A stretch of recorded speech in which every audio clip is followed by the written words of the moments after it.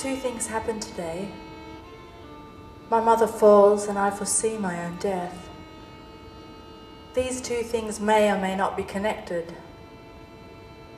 My mother's falling precipitates a moment of clarity in which I know that through her falling, I will be changed forever. Learning How to Breathe is, it was originally a memoir written by Linda Neal, who is a Brisbane-based writer, musician, composer. She wrote it as a memoir of her family, and essentially it's a book about breath, family and voice.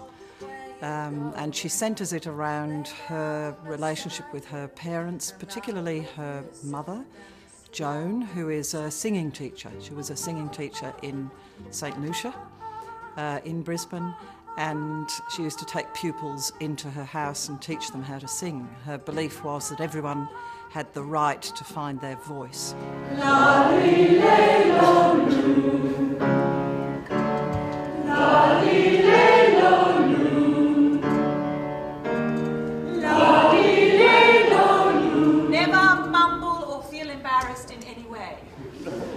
Maintain the appearance of serenity even if you are dying inside.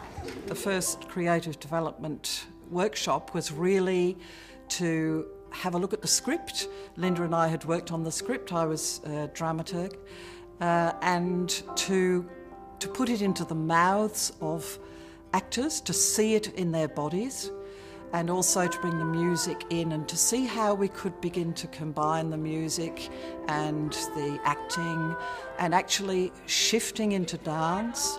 One of the characters, Ben, the father, finds a kind of escape in another world of breath when he goes swimming. He adores swimming and swims daily. And the idea of trying to put swimming on stage was a wonderful challenge.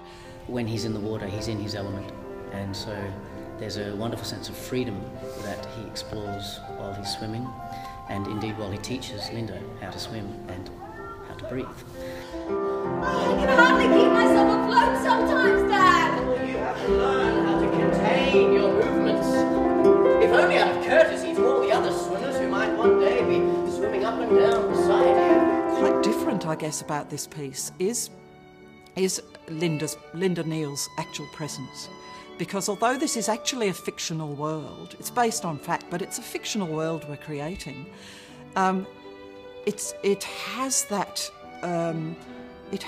moment of reality every time we look at Linda herself, or we hear her speaking. There is a different kind of reality, an authenticity about this fictional world, and it's a very interesting juxtaposition for an audience to observe and to be a part of. My father was a lover of words, and I got a love of writing and reading from him. And my mum was a singer and a singing teacher, and so in a way I'm integrating both those art forms into the show. So it's very much an honouring and giving credit to things from the past that help us grow and move forward. I named her after a dancer. She was the most beautiful baby with the longest, curliest eyelashes. All the nurses gathered round her when she was born. Booing! And ahhing. She looked like an angel fallen from the sky. Her lashes were like little wings. When she fluttered them, it was as if she was going to just take off. I advised Joan to get a harness for that child. I love the role of the grandmother. She's a very practical, hard-working woman, salt of the earth sort of woman, but she also has her dreams. You're waiting for your hoodie, Menu. Love's like an angel. Yes. And it's always around. He thinks I've got potential. Now hit the road gently. My belief is the greatest artworks are greater than the sum of their parts. Angels and heaven's in my mind. And I can't explain exactly what I believe, but I feel fine.